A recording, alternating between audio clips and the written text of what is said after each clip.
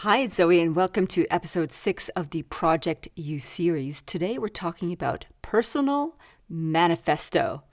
This is such a cool one. Okay, let's do it.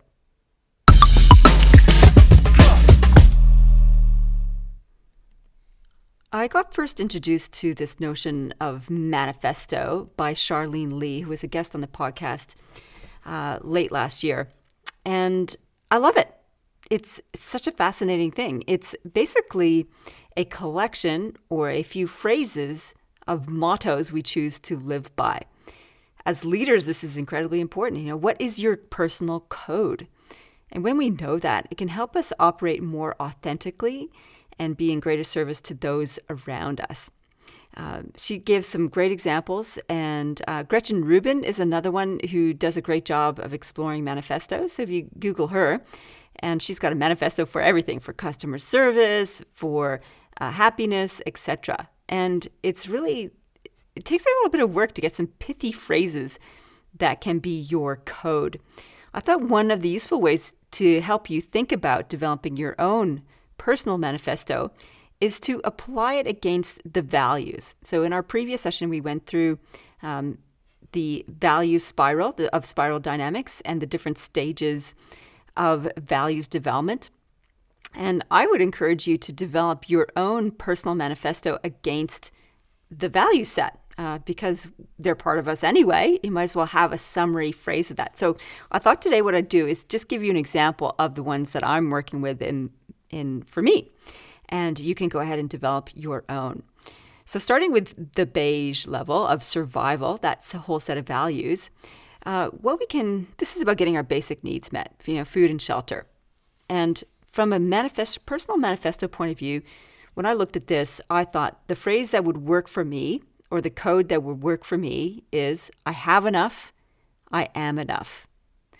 And in the reflection of what is enough, I think it's a powerful reflection. And from a survival point of view, we don't need that much. And I think that's really useful to remember, particularly if we're operating from a center of gravity of orange, which is about wealth and striving and winning.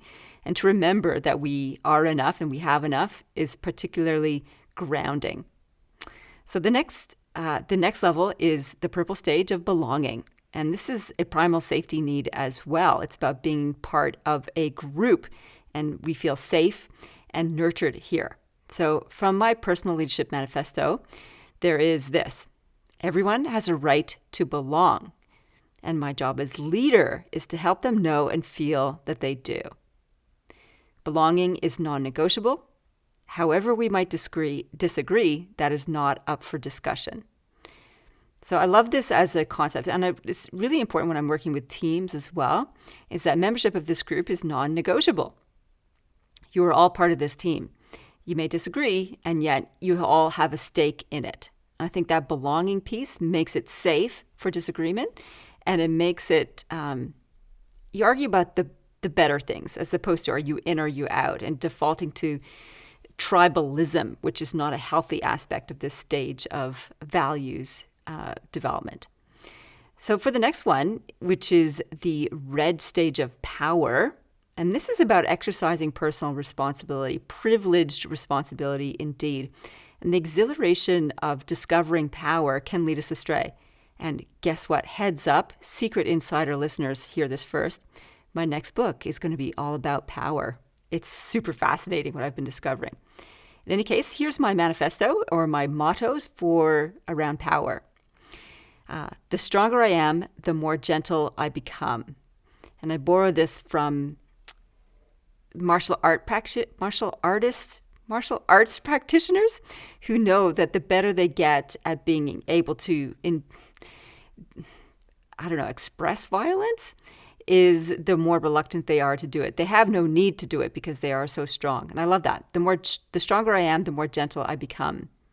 And from the ancient Romans, I love this, reminding their generals as they led into a tribute in Rome to be wary of hubris. This is the motto I like.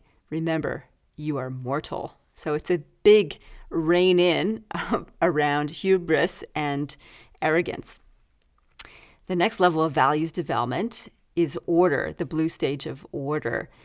And this is one, when I did my values profile, came out so low. Clearly, I have some issues with order and process.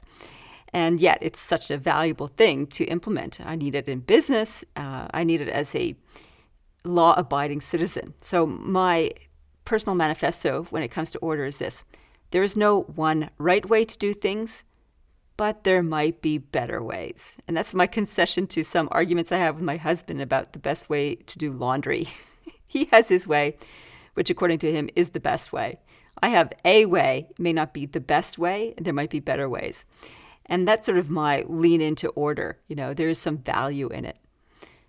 The next values development stage is wealth. That's the orange stage. And this is about abundance and competition and achieving. And I adopt this motto from Tony Robbins, which is, are you achieving to be happy or happily achieving? Because achieving to be happy is certainly a trap of the wealth achiever stage. Absolutely. It becomes all about hitting the goal as opposed to the process. And that axiom, and it's about the journey, not the destination, is another one that would be suitable here for me. We're heading now into the social stage of values, the green layer, the cloying stage, which is about equality and inclusion. And the motto I have for my manifesto is, each human being is fighting a battle we can't see. When in doubt, be kind. So this is a reminder not to be judgmental, to be accepting, and to really consider the humans around us. Innovation, the yellow stage of values, is next. And this is about creativity and contribution and innovation and new ideas and complexity and that kind of fun stuff. And my key insight here is dive, don't surf. The idea is to go below the surface of an issue and challenges and look at the systemic drivers for what's there. It's something I work with all the time when I'm doing strategy sessions with leadership groups. And the last value stage and the last piece of our manifesto is this, is the turquoise stage around balance. And this is where my thinking around being wise and compassionate, which I borrow from Cindy Wigglesworth, the author of SQ21, the 21 Skills of Spiritual Intelligence. There's a bit of surrender in this one. And I borrow this motto from a former client, John Demajnik, and I love it. It helped him survive complexity, and this is what he adopted, and I've adopted too. Everything turns out better than expected. Everything turns out better than expected. Now, if I read them through without the explanations, this is what it sounds like. I have enough. I am enough. Everyone has a right to belong. My job as a leader is to help them know and feel that they do. Belonging is non-negotiable. However we might disagree, that is not up for discussion. The stronger I am, the more gentle I become. Remember, you are mortal. There's no one right way to do things, but there might be better ways. Are you achieving to be happy or happily achieving? Each human being is fighting a battle we can't see. When in doubt, be kind. Dive, don't surf. And everything turns out better than expected. How cool is that for a manifesto? Over to you now. What are your key personal mottos that would guide you as a human and as a leader in the work that you do? I would love to hear about them.